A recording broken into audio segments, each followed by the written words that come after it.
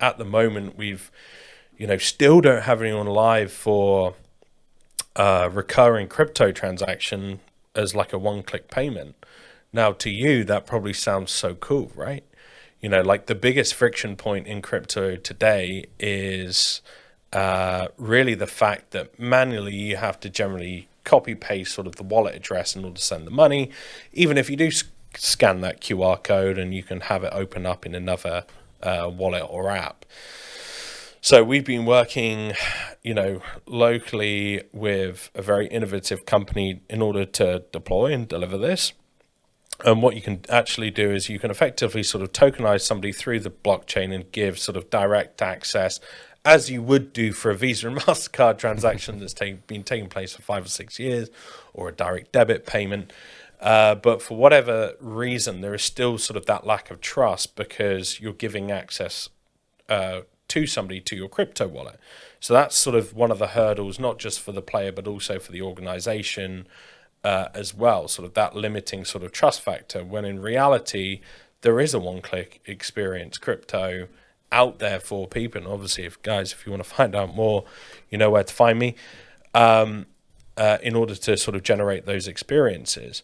But sort of, which has been around now, we've, had it 18 months, still don't have a customer. There's some clear sort of customer fits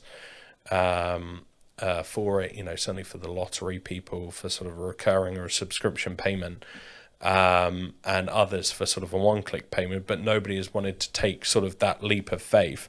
So again, that leap of faith is generally taken by one person or one or two people, and they take that dive generally, and they take that risk of being able to provide access to something. But at the end of the day, there's somebody always that's worried that, hey, I may get fired for deploying something and spending sort of the money in the integration. That's a great point. To get something live like this. We spoke with arguably one of the very largest sort of operators in the world, even part of a listed business and group who are actually crypto friendly. And, their legal team ripped me apart.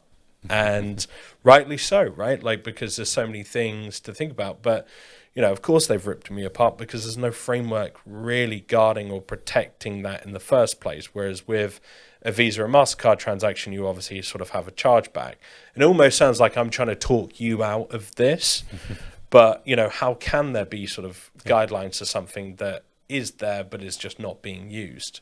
Yeah. Or I haven't seen anyone so far really deploy it. They might have done actually next door, but I'd need to speak to Dave and the team over there. But that's something that is, out there, completely possible.